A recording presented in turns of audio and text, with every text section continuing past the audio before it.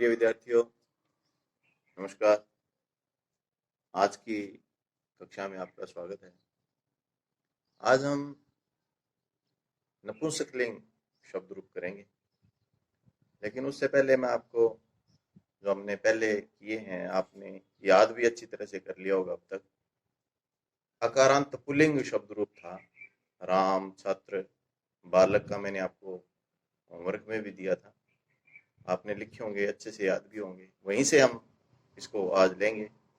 आपने उसकी थोड़ी सी रिवीजन करेंगे, उसके बाद आपको नपुंसकलिंग में आपको बताऊंगा ताकि आपको बिल्कुल आसानी से याद हो जाए। उसी की ही तरह है ये शब्द रूप है, इसलिए आप एक बार इसकी दोहराई करें।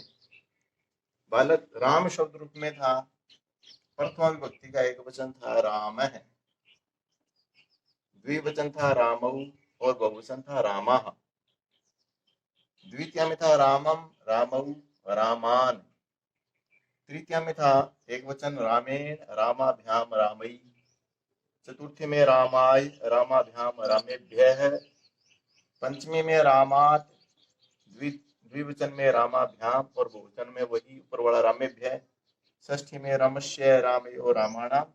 सप्तमी में रामे, रामयो, रामेषु। और संबोधन में था हे राम, हे रामऊ, हे रामः। ये शब्द रूप था। इसी तरह बालक था। बालक में मैंने आपको बताया था यहाँ बालकेन और बाल का नाम आएगा, बाकी सारा ऐसे ही था। बालकेन था। यहाँ मैंने ये बताया था कि जिसमें यहाँ अण आएगा तो यहाँ भी अण आएगा, जिसमें यहाँ न आएगा तो यहाँ भी न आएगा। यहाँ फिर बाल का नाम आएगा। और इसी तरह आपका था राम की तरह छात्र, उसमें छात्रेण आएगा। छात्रेण बनेगा तो फिर यहाँ फिर छात्रा नाम होगा। ये शब्द रूप हमने किया था, आपने अच्छे से लिखे होंगे अपनी अपनी कॉपियों में। अब देखिए, आज हम कर रहे हैं नपुंसकलिंग। नपुंसकलिंग में सबसे पहले जिक्र आता है छठी कक्षा से ही पुष्पम या पत्रम। ये शब्द रूप छठी कक्षा से ही शुरू हो जाते हैं और 12वीं आगे बीए की क्लासों में भी, आगे कंपटीशन के टेस्ट जो होते हैं आपके, उनमें भी सी टेट है, एच टेट है, उन सब में ये शब्द रूप आते हैं। तो ये शब्द रूप अगर किसी के पुल्लिंग याद है तो ये बिल्कुल आसान है। इसमें सिर्फ प्रथमा जो दो विभक्ति है वो भिन्न है, बाकी सारी की सारी इसी से ही बन जाएगी।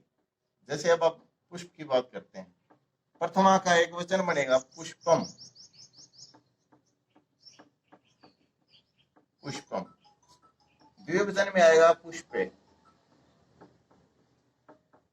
और बहुवचन में आएगा पुष्पाणि।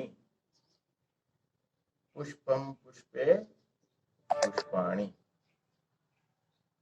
बस आपने सिर्फ प्रथमा ही याद करनी है, पुष्पम, पुष्पे, पुष्पाणि। द्वितीया बिल्कुल ऊपर वाली आएगी, पुष्पम, पुष्पे, पुष्पाणि। यानी पहले दो विभक्ति जो है वो एक ही जैसी है, पुष्पम, पुष्पे, पुष्पाणि, पुष्पम, पुष्पे, पुष्पाणि। अब देखो, तृतीया में हमने पुल्लिंग में रामेण किया था, इसमें पुष्पेण आ जाएगा, पुष्पेण। यहाँ आएगा पुष्पाभ्याम,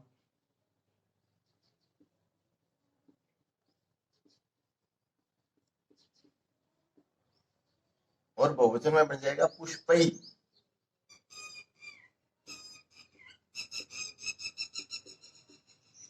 यहाँ पुष्पाय,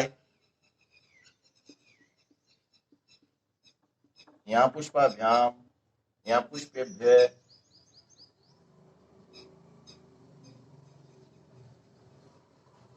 यहाँ भी वो पुष्पात, यहाँ वही पुष्पाभ्याम, यहाँ वही पुष्पाभ्य, पुष्पेभ्य, और यहाँ पुष्पस्य, पुष्पयोः, पुष्पाणाम। क्योंकि यहाँ अण आया है इसलिए यहाँ भी अण आएगा, पुष्पाणाम।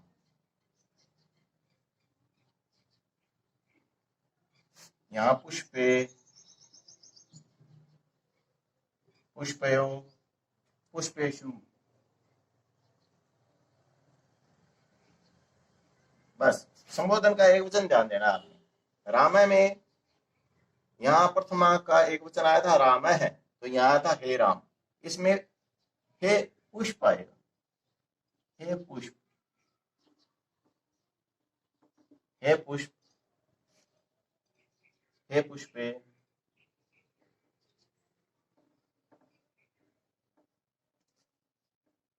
हे पुष्पाणि।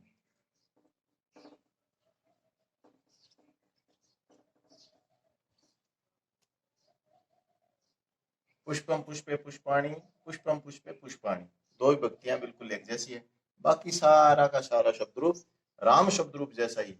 इसी तरह हम पत्र का करेंगे। पत्रम पत्रे पत्राणि, पत्रम पत्रे पत्राणि, पत्रेण पत्राभ्याम पत्रैः, पत्राय पत्राभ्याम पत्रेभ्यः, पत्रात् पत्राभ्याम पत्रेभ्यः, पत्रस्य पत्रयो पत्राणाम, पत्रे पत्रयो पत्रेषु, हे पत्र, हे पत्रे, हे पत्राणि। और इसी तरह पुस्तक का।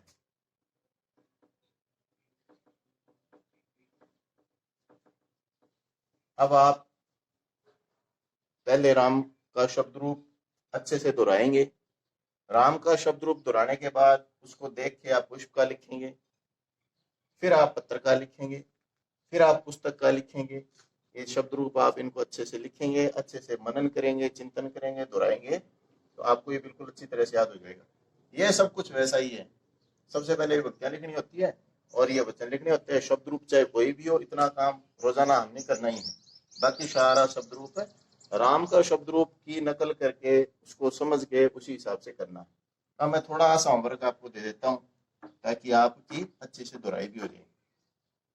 आप जो है पीछे वाली वीडियो भी डिस्क्रिप्शन में देख सकते हैं, आप उस पर कमेंट कर सकते हैं ताकि आप अपनी सुझाव, अपनी राय आप बता सकें, आप इस अपनी कक्षा में कुछ और सुधार भी कर सकें। अब आपने ये बताना है कि पुष्पेण कहाँ बनता है। सबसे पहले आप यहाँ शब्द रूप लिखेंगे कि कौन सा शब्द रूप है पुष्पेण में, फिर आप इसका विभक्ति बताएंगे कि विभक्ति कौन सी है, और फिर आप इसका वचन बताएंगे कि वचन कौन सा है। फिर आप पुस्तके ये बताएंगे कि शब्द रूप कौन सा है।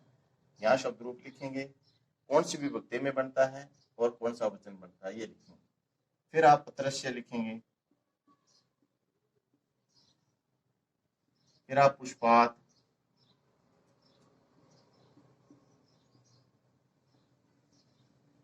फिर आप लिखेंगे पत्राणाम, फिर आप लिखेंगे पुस्तकेषु।